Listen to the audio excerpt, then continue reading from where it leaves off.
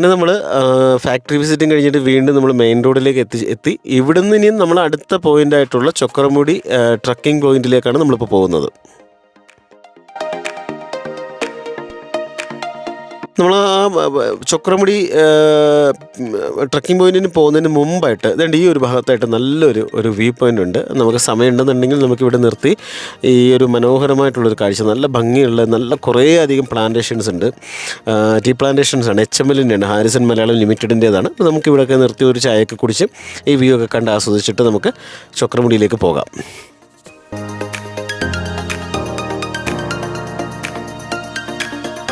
Right സൈഡിൽ കാണുന്ന മലയാണ് ചൊക്രമുടി. അതിലാണ് നമ്മളിന്ന് കയറാൻ പോകുന്നത്.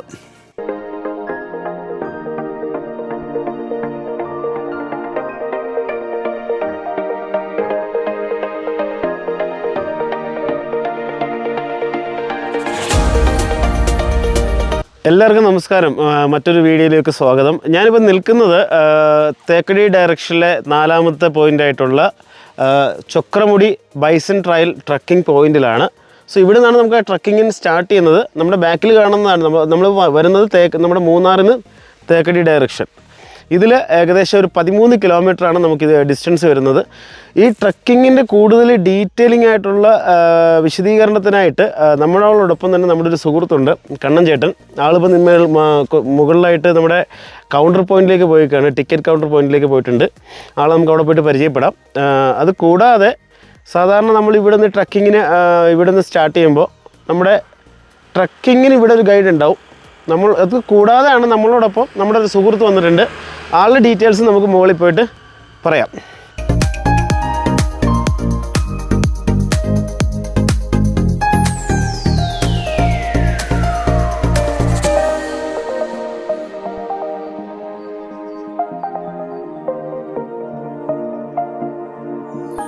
നമ്മളിപ്പോൾ നിൽക്കുന്നത് ചൊക്രമുടി ടിക്കറ്റ് കൗണ്ടറിലാണ്.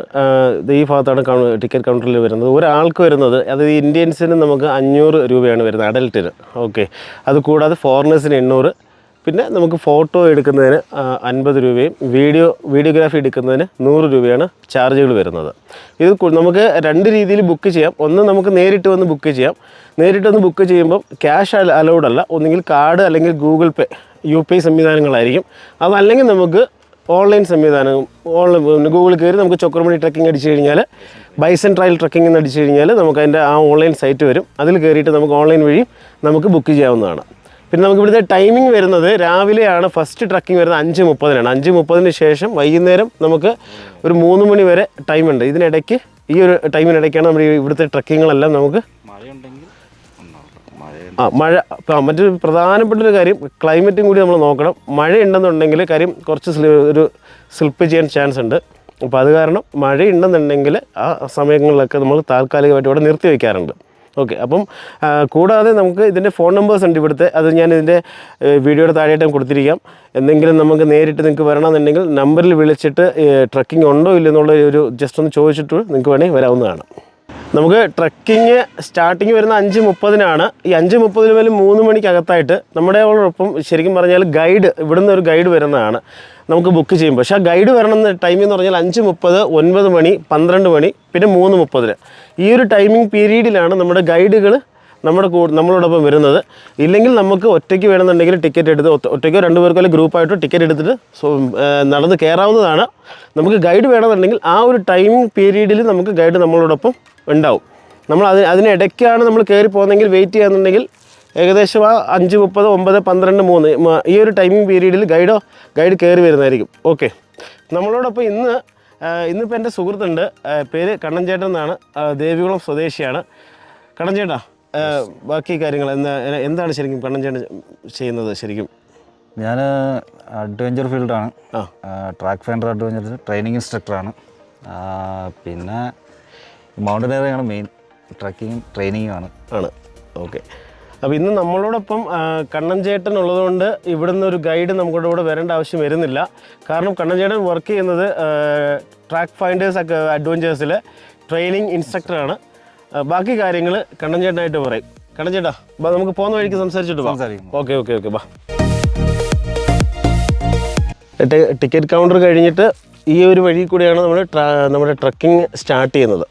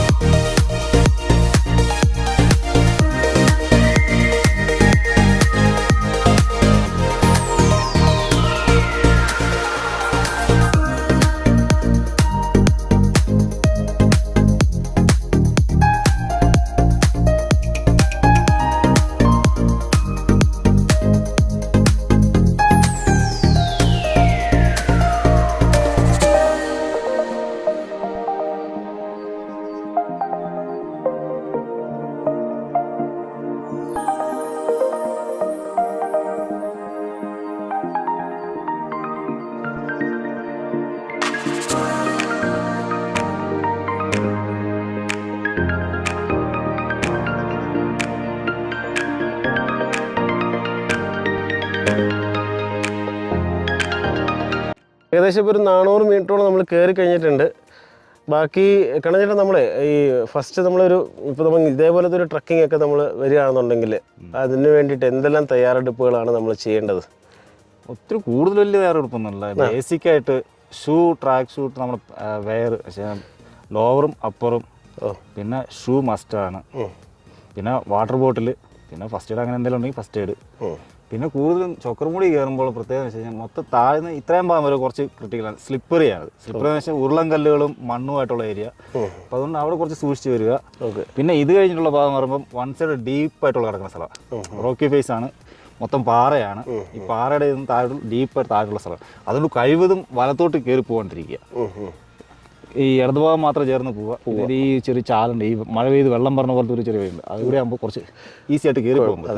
പിന്നെ അത് മാത്രമല്ല, നമ്മൾ ഇതുപോലെ വരുമ്പോൾ ഈ ജാക്കറ്റ് ഇതുപോലത്തെ സാധനം കിടുമ്പോൾ ഇന്ന് കാറ്റും ക്ലൈമറ്റും നമുക്ക് അനുയോജ്യമായിട്ടുള്ളത് ഉണ്ട്. ഒത്തിരി വെയിലില്ല, ചൂടില്ല.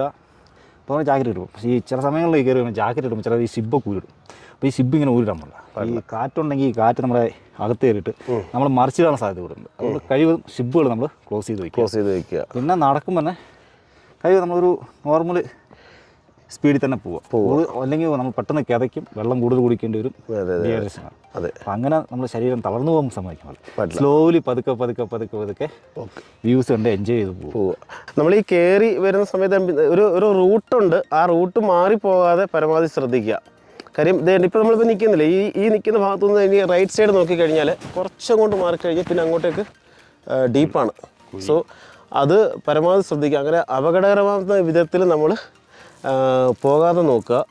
പരമാവധി നമ്മുടെ റൂട്ടായിട്ട് കൃത്യമായിട്ടൊരു റൂട്ട് നമുക്ക് പോകുന്ന വഴിക്ക് കാണാൻ പറ്റുമോ, അത് ആ റൂട്ടിൽ കൂടെ തന്നെ നമ്മൾ ട്രക്കിംഗ് ചെയ്ത് പോവുക.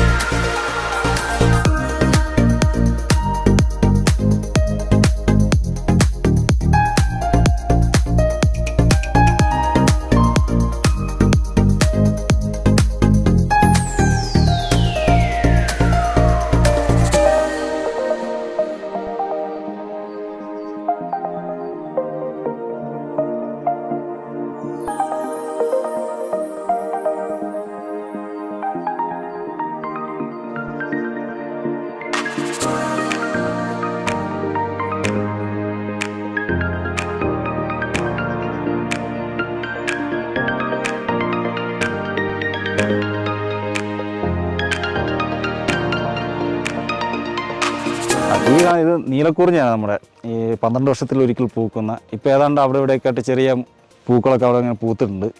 എല്ലാ ചെടികളും പൂത്തിട്ടില്ല. ഏതാണ്ട് ഇത് നമുക്ക് ഈ 2028-ലും 7-നും ഇടയ്ക്കായിട്ടാണ് പൂക്കേണ്ടത്. 8-ലാണ് ശരിക്കും പറയുന്നത് പൂക്കേണ്ടത്. പക്ഷേ ഇതിപ്പോൾ ഈ പ്രാവശ്യം കുറച്ച് നേരത്തെ പൂക്കുന്നുണ്ടോയെന്നൊരു സംശയമില്ലായില്ല. ഏകദേശം നമുക്ക് ഇവിടെയൊക്കെ കുഞ്ഞിലെ പൂ കാണാം. ഇതുണ്ടോ, ഇതുണ്ട്. അത് കൂടാതെ നമുക്ക് ഈ ശരിക്കും കുറിഞ്ഞി തന്നെ നല്ലപോലെ കാണുന്നുണ്ട് നമ്മൾ വരുന്ന വഴി. ഇഷ്ടം പോലെ ഉണ്ട്. ഈ കഴിഞ്ഞ ഇടയ്ക്ക് നമ്മൾ ഈ മഴയ്ക്ക് മുന്നം ഈ മരം ഒന്ന് കത്തിയായിരുന്നു. അപ്പോൾ കത്തലിൻ്റെ ഭാഗമായിട്ട് പുല്ലും ഇതും കൂടി പെട്ടെന്ന് ഗ്രോ ആവും. അങ്ങനെ കയറി വന്നതാണ്. അതല്ലാതെ ഞങ്ങൾക്ക് ഈ നമ്മളിവിടെ ഈ മൃഗങ്ങൾ ഏതൊക്കെയായിരിക്കും? മൃഗങ്ങളെന്ന് പറഞ്ഞു കഴിഞ്ഞാൽ നമ്മളിപ്പോൾ ഈ നിൽക്കണ ഈ ഭാഗം വരെ താഴത്തെ അവിടെ നിന്ന് ആന വരാറുണ്ട്. പിന്നെ വരയാടുണ്ട്, കാട്ടുപോത്തുണ്ട്. വരയാടാണ് ഇവിടുത്തെ മെയിൻ. നമ്മൾ ഈ മലകളിൽ ഏറ്റവും കൂടുതൽ മീശപ്പുലിമലയായാലും ആനമുടിയായാലും ചൊക്കർമുടിയായാലും വരാട്ടുമുടിയായാലും ഈ മലമേഖലകളിൽ മൊത്തം കൂടുതലും ഉയർന്ന പ്രദേശങ്ങൾ മൊത്തം വരാടുകളുടെ സാന്നിധ്യം കൂടുതലുണ്ട്. നമുക്ക് ലക്കുണ്ടെങ്കിൽ അത് ഇന്ന് നമുക്ക് തീർച്ചയായും കാണാൻ പറ്റുമെന്ന് എനിക്കൊരു പ്രതീക്ഷയുണ്ട്. കൂടുതൽ ആൾക്കാരൊന്നും കയറിയിട്ടില്ല, ഒച്ചപ്പാടും ബഹളം ഇല്ലാത്തൊരു നല്ലൊരു കാലാവസ്ഥ വരാടിന് കിട്ടാൻ സാധ്യതയുണ്ട്. അല്ലാതെ നമുക്ക് ഈ മറ്റ് എന്തൊക്കെയായിരിക്കും ഇവിടെ നമുക്ക്? പിന്നെ പറഞ്ഞു കഴിഞ്ഞാൽ ഈ ഓർക്കിഡ്, പല ടൈപ്പ് ഓർക്കിഡുകളുണ്ട്. അത് ഈ ഇതിൻ്റെ അകത്ത് ഇടയ്ക്ക് പറഞ്ഞാൽ ഷോലാ ഫോറസ്റ്റിൻ്റെ അകത്തുള്ള മരങ്ങളിൽ വരുന്ന ഓർക്കിഡുകളുണ്ട്, പാറപ്പുറത്ത് വരുന്ന ടൈപ്പുള്ള പിന്നെ പുല്ലുകൾ, പലതരം പുല്ലുകളുണ്ട്. അപ്പോൾ അതൊക്കെയാണ് ഇവിടുത്തെ ചൊക്രമുടിയുടെ. പിന്നെ ഇതിൽ പ്രത്യേകിച്ച് പറയാൻ നമ്മൾ സാധാരണ എല്ലാ മലകളും കയറി കഴിഞ്ഞാൽ കാണാൻ പറ്റാത്ത പക്ഷേ ഉയർന്ന പ്രദേശങ്ങളിലോട്ട് കയറുമ്പോൾ കാണാൻ പറ്റും. പക്ഷേ ആനമുടിയും മീശപ്പുലിമലയും ഇവിടെ കയറുമ്പോൾ കാണാൻ പറ്റുന്ന, ഏറ്റവും കൂടുതൽ കാണാൻ പറ്റുന്ന മീശപ്പുലിമലയും കാണാൻ പറ്റുന്ന ഒരു റോഡോടാൻഡ്രം എന്ന് പറഞ്ഞിട്ടുള്ള ഒരു നേപ്പാളിൻ്റെ നാഷണൽ ഫ്ലവർ അതിവിടെയുണ്ട്. നമുക്ക് ഇവിടുന്ന് കാണാൻ പറ്റും. നമുക്ക് കുറച്ച് തൊട്ട് മുകളിലോട്ട് കയറുമ്പോൾ തന്നെ അതിൻ്റെ ചെടികൾ കാണാൻ പറ്റും.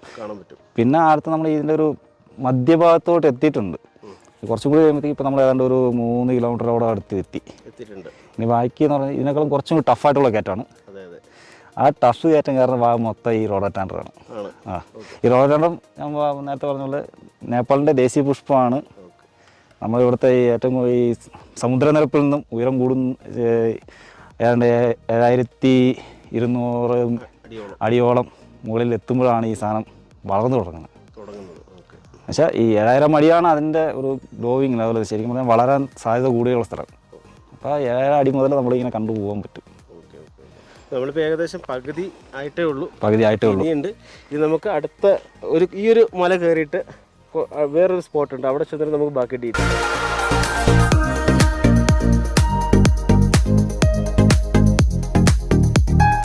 അങ്ങനെ ഞങ്ങൾ കയറിക്കൊണ്ടിരുന്നപ്പം ഞങ്ങൾക്ക് മുന്നേ തന്നെ കയറിയിട്ട് തിരിച്ചിറങ്ങുന്ന കൊൽക്കത്തയിൽ നിന്നും വന്നൊരു ഗസ്റ്റ് ഞങ്ങളുമായിട്ട് കണ്ടുമുട്ടി. കുറച്ച് നേരം ഞങ്ങൾ സംസാരിച്ചു.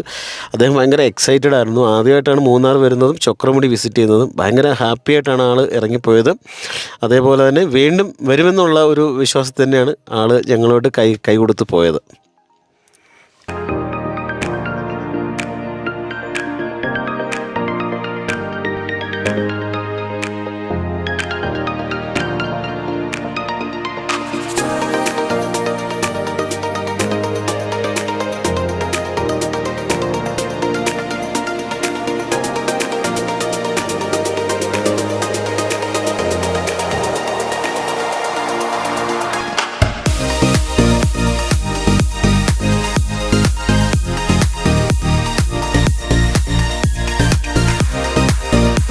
അങ്ങനെ നമ്മൾ ഏകദേശം ഒരു 3 കിലോമീറ്ററോളം വന്നിട്ടുണ്ട്. അപ്പോൾ കണ്ണച്ചേട്ടാ, ഇതാണ് നമുക്ക് ഗ്രൂപ്പായിട്ടൊക്കെ വരുമ്പോഴത്തേക്ക് നമ്മൾ മിഡിലായിട്ട് കൂട്ടണത് ഇവിടെയാണ്, ഈ ഒരു ഭാഗത്താണ്. ഇവിടെയാണ് നമ്മൾ ഏകദേശം ആയിട്ട് ഒരു 10-20 മിനിറ്റ് ബ്രേക്ക് കൊടുക്കാനും അങ്ങനെ. പിന്നെ ചിലത് കൂടുതൽ ടയർഡാവും, ടയർഡാകത്തിലുണ്ടാവും. അതിന് 10 മിനിറ്റെങ്കിലും ബ്രേക്ക് ചെയ്യണ സ്ഥലം. ബാക്കി നമ്മൾ താഴ്ന്നു വരുമ്പോൾ സ്ലോ ആയിട്ട് ഇങ്ങനെ ഓരോ സ്ഥലത്ത് നിർത്തിയിട്ടിങ്ങനെ വരും. ഇവിടെ വരുമ്പോൾ ഒരു എക്സ്ട്രാ ഒരു 5 മിനിറ്റ് കൂടുതൽ കിട്ടും. പക്ഷേ നമ്മൾ ബ്രേക്ക് ചെയ്തിട്ട് വീണ്ടും അടുത്തൊരു കുന്നും കൂടി കയറണം. നമ്മൾ ഈ ബാക്കിലോട്ടുള്ള ഒരു കുന്നാണ്, പക്ഷേ ഇപ്പം മൊത്തം മഞ്ഞ് കയറിയതുകൊണ്ട് കാണാൻ പറ്റാത്തൊരവസ്ഥയായിരുന്നു. വരുന്ന സമയത്ത് ഇച്ചിരി ക്ലിയർ ആയിരുന്നു. ഇപ്പം ബാക്കിലേക്ക് നല്ല മഞ്ഞായിട്ടുണ്ട്. ഇത് നമ്മൾ എപ്പോഴും ഇവിടെ പ്രതീക്ഷിക്കേണ്ട ഒരു കാര്യം ഇതാണ്. ഈ മഴ ഈ സമയത്ത് കൂടുതലും കെയർഫുൾ ആയിട്ട് വേണം. മഞ്ഞ് കയറി കഴിഞ്ഞാൽ എപ്പോഴാണ് എവിടെയാണെന്നൊന്നും പറഞ്ഞില്ല. ഇവിടെ ഒരു നല്ല കാലാവസ്ഥയായിരിക്കും, പെട്ടെന്ന് മഞ്ഞ് കയറി വരും, പെട്ടെന്ന് മഞ്ഞ് മാറുകയും ചെയ്യും. ഓക്കെ. പക്ഷെ നല്ല മഞ്ഞാണെന്നുണ്ടെങ്കിൽ നമുക്ക് പോകാൻ റൂട്ടിൻ്റെ അല്ല, ഇവിടെ ഈ കാട്ടുപോത്തും വരയാട് ഇങ്ങനത്തെ ഉള്ള വന്യജീവികളുള്ളതുകൊണ്ട് നമുക്ക് കൂടുതൽ കെയർഫുള്ളായിട്ട് പോകണം. ഇവിടെ ഏകദേശം നമുക്ക് എത്ര ഒരു വരയാട് സെൻസസ് പ്രകാരം എത്ര വരയാടൊക്കെ ഉണ്ടാവും? നിലവിൽ 16 കണക്കിൽ വന്നേക്കുന്നത് ഉണ്ട്. പിന്നെ അത് കൂടാതെ നമ്മൾ ഈ ഇരവികുളം ഭാഗത്തൊക്കെ കാണുന്ന പോലെ ഒരു ആൾക്കാരോട്ട് അട്രാക്ഷൻ ഉള്ള സാധനമല്ല. ഇത് ഭയങ്കര സെൻസിറ്റീവ്. പക്ഷേ നമ്മൾ ഇവിടെ നിന്ന് കയറി വരുമ്പോൾ തന്നെ ഒരു 1.5 കിലോമീറ്റർ അപ്പുറത്ത് നമ്മുടെ ഒരു ചെറിയൊരു ഒച്ചയും വെള്ളം എന്തെങ്കിലും കേട്ട് കഴിഞ്ഞാൽ അപ്പം ഓടി മാറും.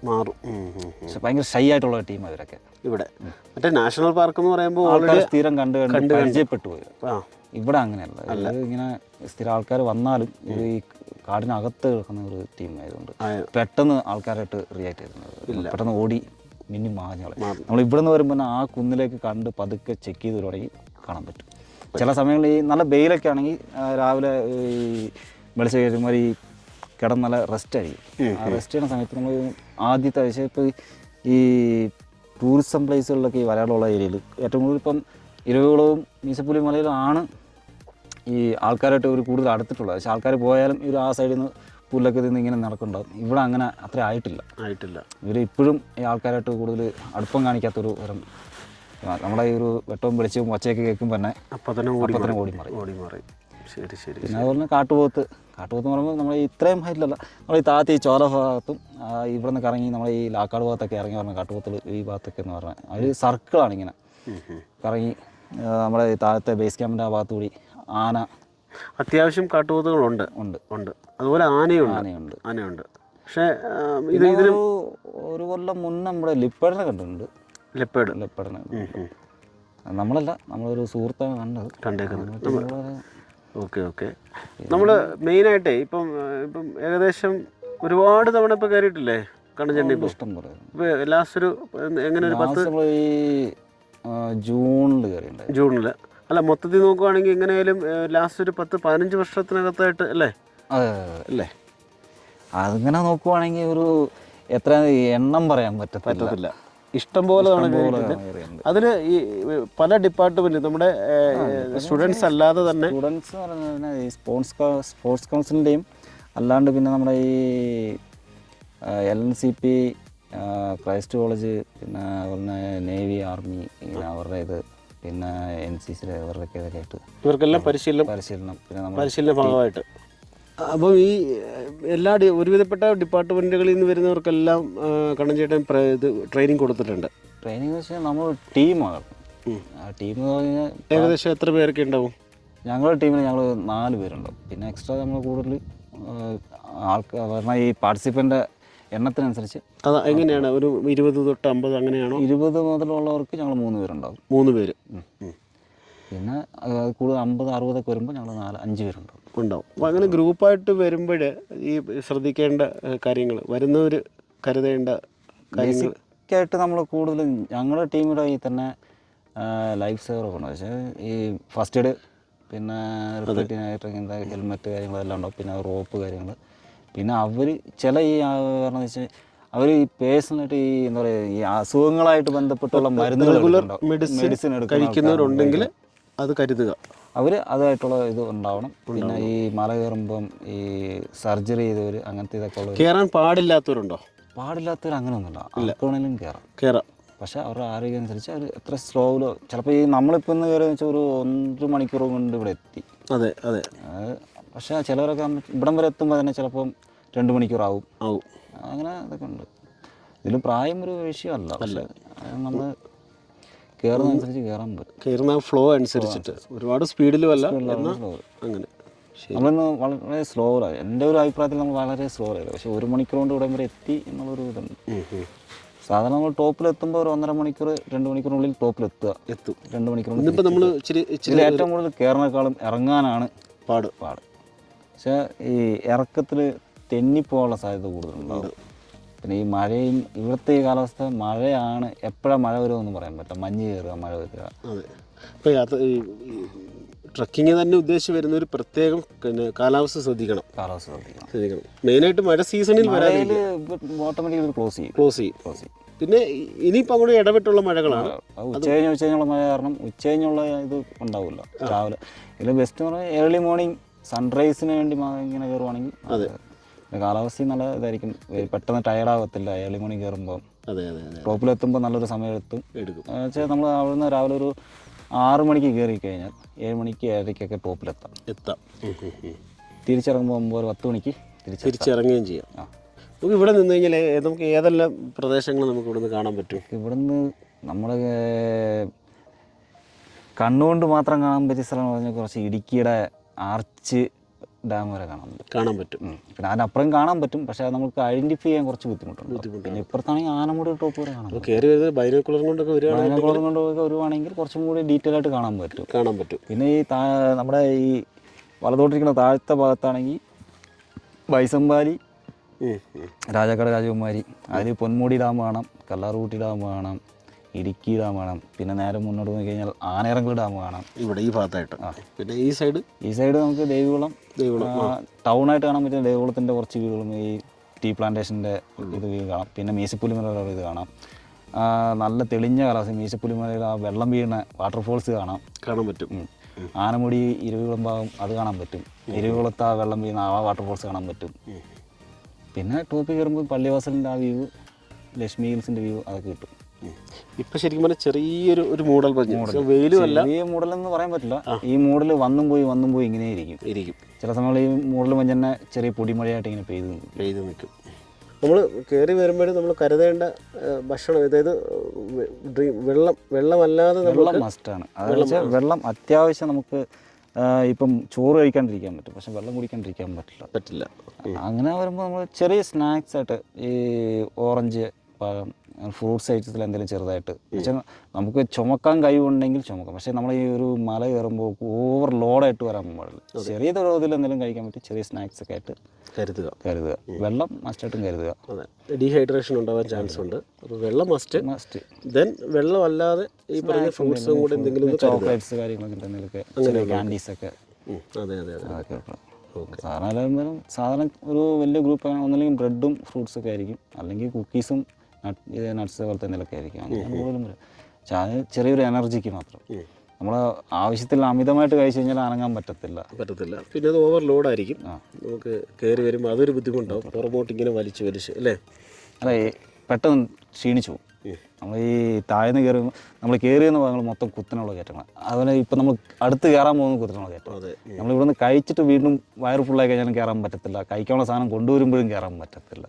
പെട്ടെന്ന് മിതമായിട്ടുള്ള വെള്ളം കുടിക്കും, എനർജി ബൂസ്റ്റപ്പ്. അതുപോലെ നമ്മൾ ഈ കയറി വരുമ്പോൾ വെള്ളം കുടിക്കണമെന്ന് വെച്ച് കഴിഞ്ഞാൽ നമ്മൾ കയറി അപ്പം തന്നെ വന്നുകൊണ്ടിരിക്കുമ്പോൾ ദാഹിക്കുക പറഞ്ഞാൽ വെള്ളം കുടിക്കാൻ പാടില്ല. ഒരു 1-2 മിനിറ്റ് റെസ്റ്റ് ചെയ്തിട്ട് നമ്മൾ ശരീരം ഫ്രീ ആക്കിയിട്ട് മൈൻഡ് റിലാക്സ് ചെയ്തിട്ട്. പക്ഷേ നമ്മൾ കയറി വന്ന് നിൽക്കുമ്പോഴത്തേക്കും നമ്മുടെ ബ്ലഡ് സർക്കുലേഷൻ ഭയങ്കര പെട്ടെന്ന് പമ്പ് ചെയ്തുകൊണ്ടിരിക്കും. അപ്പോൾ ആ തലയുടെ ആ പെരുപ്പൊക്കെ മാറിയിട്ട് 2 മിനിറ്റ് കഴിയുമ്പോഴത്തേക്കും വെള്ളം കുടിക്കും. അതും ചുമ്മാ വലിച്ച് മൊത്തത്തിൽ കുടിക്കാനും പാടില്ല. കുറച്ച് സിപ്പ് ചെയ്ത് ഇച്ചിരി കുടിക്കുക. എന്നിട്ട് അത് കഴിഞ്ഞ് വീണ്ടും കയറുക. ആവശ്യം താഴെ തന്നെ വെള്ളം കുടിച്ച് വരുമ്പോൾ മേളിൽ ഒരു വീണ്ടും ടയർഡാവും. വെള്ളം കുടിച്ച് തന്നെ കയറി നല്ല ടയർഡാവും, വെള്ളം കുടിക്കാണ്ട് വന്നാലും ടയർഡ്. പക്ഷേ നമ്മൾ വെള്ളം കുടിക്കുന്ന ഓരോ സ്ഥലത്ത് നിർത്തുക, നിന്ന് കുടിക്കുക, പിന്നെ വീണ്ടും കയറുക. പിന്നെ ഈ നല്ല വെയിലുള്ള സമയങ്ങളിൽ നമ്മൾ കയറി വരുമ്പോൾ നല്ല കുത്തനെ ഈ കയറ്റം കയറുമ്പോൾ പെട്ടെന്ന് ടയർഡാവുമെന്ന് അറിയുകയാണെങ്കിൽ ഓട്ടോമാറ്റിക് തിരിഞ്ഞ് നിൽക്കുക. നമ്മൾ ശരി നേരെ മേളിലോട്ട് കുന്ന് നോക്കിയിട്ട് ഓപ്പോസിറ്റ് തിരിഞ്ഞ് നിന്നിട്ട് ബ്രീത്ത് ചെയ്യുക, പിന്നെ വീണ്ടും നടക്കുക. അങ്ങനെ ക്ലൈംബ് ചെയ്യുകയാണെങ്കിൽ വലിയ ക്ഷീണം തോന്നിക്കില്ല. പക്ഷേ നമ്മൾ സ്ലോവിൽ നടക്കുകയാണെങ്കിൽ ഓട്ടോമാറ്റിക്കലി കിട്ടും. നമ്മൾ ഈ പെട്ടെന്ന് ചാടിക്ക് പടപടാന്ന് കയറി പോവുക, പടപടാന്ന് ഇറങ്ങി വരിക, അങ്ങനെ വരുമ്പോഴാണ് ഈ പ്രശ്നം വരുന്നത്. പിന്നെ റിട്ടേൺ ഇറങ്ങുമ്പം ഇറക്കത്തിൽ എല്ലാവരും ഭയങ്കര സ്ലോ ആവും. ചിലർ ഓടിപ്പടച്ചൊക്കെ പോകും. പക്ഷേ ഈ ഓടിപ്പടച്ച് പെട്ടെന്ന് ഈ പുല്ലും, പക്ഷേ നമ്മൾ പറഞ്ഞാൽ ഈ റോഡ് പോലത്തെ വഴിയല്ലോ, ശരി, ഈ പുല്ലൊക്കെ തട്ടി മറിഞ്ഞ് വീഴാണ്ട്, സ്ലിപ്പായി വീഴാണ്ട്, അങ്ങനെ കുറേ ഇതൊക്കെ ശ്രദ്ധിച്ചു പോകും. അപ്പോൾ ഏകദേശം ഒരു 10-15 മിനിറ്റ് ഞങ്ങളിപ്പോൾ ഇവിടെ റെസ്റ്റ് എടുത്തിട്ടുണ്ട്. അപ്പോൾ ഇനി ഞങ്ങൾ ബാക്കിൽ മഞ്ഞൊന്ന് മാറിയായിരുന്നു, ഇപ്പോൾ ചെറുതായിട്ട് വീണ്ടും കയറിയിട്ടുണ്ട്, കുഴപ്പമില്ല. അപ്പോൾ ഇവിടുന്ന് ഇനിയിപ്പം ആ മലയിലേക്കുള്ള യാത്ര തുടങ്ങുകയാണ്.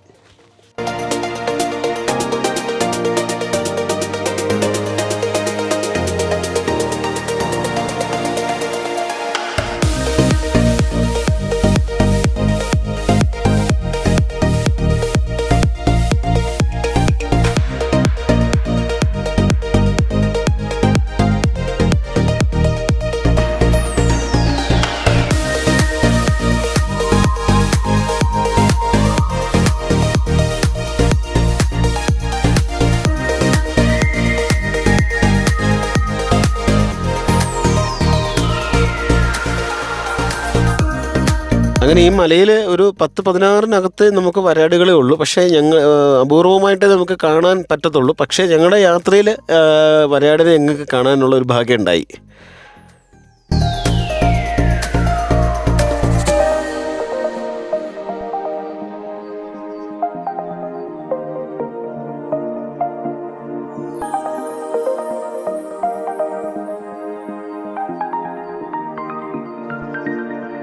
ഈ ചൊക്കർമുടിയുടെ ഏറ്റവും ഡേഞ്ചറസ് ആയുള്ള ഒരു ഏരിയ ആണിത്. ഇനി അങ്ങോട്ട് ഈ കാണുന്ന ഏരിയ, ഇത്രയും പോർഷൻ ഇങ്ങോട്ടുള്ള നമ്മൾ ഇത് രണ്ടാമത്തെ പീക്ക്.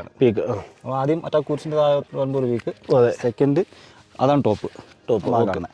അപ്പോൾ ഇവിടെ നിന്ന് പോകണ ഡേഞ്ചറാണ്. ഏറ്റവും കൂടുതൽ ശ്രദ്ധിച്ച് പോകേണ്ട ഒരു സ്ഥലം ഇവിടെയാണ്. ഈ ഒരു ഭാഗത്ത് ഈ താമരശ്ശേരി ചുരം പറയുന്ന ഡയലോഗ് പോലെ ഒന്ന് അങ്ങോട്ടോ ഒന്ന് ഇങ്ങോട്ടോ പോയി കഴിഞ്ഞാൽ പണി പാളും. ഓക്കെ, അതുകൊണ്ട് വളരെ കെയർഫുള്ളായിട്ട് ശ്രദ്ധിച്ചേക്കുക.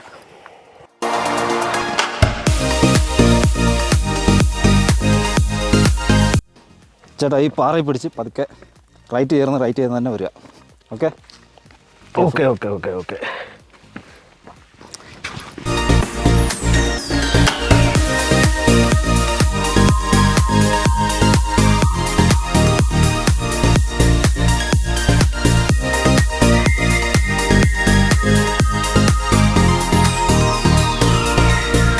ഈ കാണുന്നതാണ് നമ്മുടെ റോഡോ ടാൻഡ്രം എന്ന് പറഞ്ഞ ചെടി. ഞാൻ നേരത്തെ നമ്മൾ താഴെ നിന്ന് പറഞ്ഞ പോലെ നേപ്പാളിൻ്റെ ദേശീയ പുഷ്പം കാട്ടുപൂവരസ് എന്നൊക്കെ പറഞ്ഞ ചെടിയാണത്. ചെടി ഇതാണ് നമ്മുടെ ഈ സമുദ്രനിരപ്പിൽ നിന്നുള്ള ഒരു 1500-7000 അടി മുതൽ വളരുന്ന ഒരു തരം ചെടിയാണ്. ഹൈ ആൾട്ടിറ്റ്യൂഡിൽ മാത്രം വളരുന്ന ചെടി. പക്ഷേ ഈ ഭാഗത്ത് കുറേ ഉണ്ടല്ലേ? ഇഷ്ടം പോലെ ഉണ്ട്. മൂന്നാറിൽ ഇവിടെ മാത്രമേ ഉള്ളൂ? മൂന്നാറിൽ ഇവിടെ ഉണ്ട്. അത് ഈ ഉയരം കൂടിയ ഭാഗങ്ങളിലൊക്കെ കൂടുതലാണ്. പക്ഷേ മീശപ്പുലിമലയിൽ ഇതിന് മാത്രമായിട്ടുള്ള ഒരു ഏരിയയാണ്. അതിൻ്റെ അവരവിടുത്തെ ഒരു ക്യാമ്പ് സൈറ്റായിട്ട് വെച്ചിട്ടുണ്ട്. ഏരിയക്ക് തന്നെ റോഡോ വാലി എന്താ പറയുക, റോഡോ മാൻഷൻ. ആ മാൻഷന് ആ റോഡോ വാലിയുടെ പേര് തന്നെ അങ്ങനെയൊക്കെ റോഡോ മാൻഷൻ തന്നെ ഇട്ടിട്ടുണ്ട്. റോഡോ മാൻഷൻ.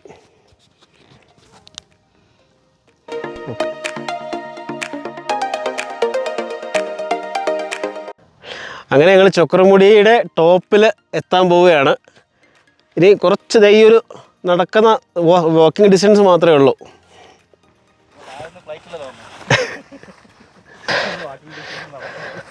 ഞാൻ ആദ്യമായിട്ട് ചക്രമുടിയുടെ ടോപ്പിലേക്ക് ഇതിന് മുന്നേ വന്നിട്ടുണ്ടെങ്കിലും ഇവിടെ വരെയൊന്നും എത്തിയിട്ടില്ല. കണ്ണഞ്ചേട്ടാ ഇതുവഴിയാണോ?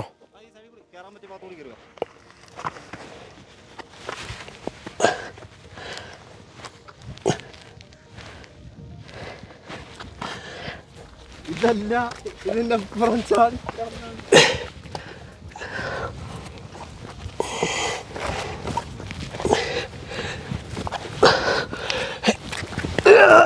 അങ്ങനെ എൻ്റെ ഒരു ചെറിയ സമയത്തിൽ ചക്രമുടി കീഴടക്കിയിരിക്കുകയാണ്. അതെ ആദ്യമായിട്ട്. അതെ ഞാനിത് എത്രാമത്തെ തവണ എനിക്കറിയത്തില്ല. എന്നാലും ഒരുപാട് എനിക്കിതിനെ കുറിച്ച് ഇനിയും പഠിക്കാനുണ്ട് കേട്ടോ. ഞാനിപ്പോഴും പഠിച്ചുകൊണ്ടിരിക്കുന്നേ ഉള്ളൂ. കൂടുതൽ വിവരങ്ങൾ എനിക്കിതിനെ കുറിച്ച്. എന്നാലും ഓരോ പ്രാവശ്യം കയറുന്നോറും ഓരോ അറിവുകൾ ഒന്നും കിട്ടിക്കൊണ്ടിരിക്കുക. സത്യമാണ്. ആദ്യമായിട്ട് ഞാൻ ഇതിന് മുന്നേ ഒരു തവണ വന്നുള്ളൂ. ഇതിന് പകുതിക്ക് വെച്ചിട്ട് അത് ഉപേക്ഷിച്ചിട്ട് തിരിച്ചിറങ്ങുമായിരുന്നു. ഇപ്രാവശ്യം കണ്ണഞ്ചേട്ടൻ്റെ നിർദ്ദേശങ്ങളും കണ്ണഞ്ചേട്ടൻ്റെ ഒപ്പം ഉള്ളത് കൊണ്ട് മാത്രം നമുക്കിത് ചക്രമുടി കീഴടക്കാൻ പറ്റി. അതിനൊരു വലിയൊരു സന്തോഷമുണ്ട്. ഒരുപാട് അതിന് ചിലവുണ്ട്.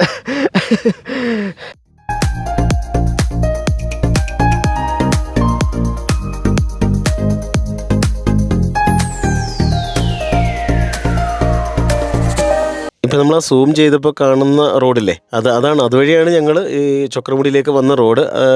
നമ്മുടെ തേക്കടി റോഡിലെ ഇടുക്കി ജില്ലയിലെ ഒരേ ഒരു ടോൾ പ്ലാസ. അങ്ങനെ നമ്മൾ ചക്രമുടിയുടെ ഏറ്റവും ടോപ്പിലാണ് നമ്മളിപ്പോൾ നിൽക്കുന്നത്. ഇതാണ് ചക്രമുടിയുടെ ലാസ്റ്റ് പോയിൻ്റ്, ഫൈനൽ പോയിൻ്റായിട്ടുള്ളത്. ഞാൻ ആദ്യമായിട്ടാണ് കയറുന്നത്. കണ്ണഞ്ചേട്ടൻ ഒരുപാട് തവണ വന്ന് പോയിട്ടുണ്ട്. ഈ പറഞ്ഞാൽ ഇപ്പം നമുക്ക് ശരിക്കും പറഞ്ഞാൽ ചുറ്റും ഇപ്പോൾ ഇതൊരു വേറൊരു കാലാവസ്ഥയാണ്. കോടമഞ്ഞാണ് ചുറ്റുമായിട്ടും. അതുകൊണ്ട് പുറത്തേക്കുള്ള ഒരു വ്യൂ നമുക്കിപ്പോൾ ഫോണിൽ കൂടെ നമുക്ക് ഇപ്പോൾ ഉള്ള ഒരു വീഡിയോയിൽ കാണാൻ സാധിക്കത്തില്ല.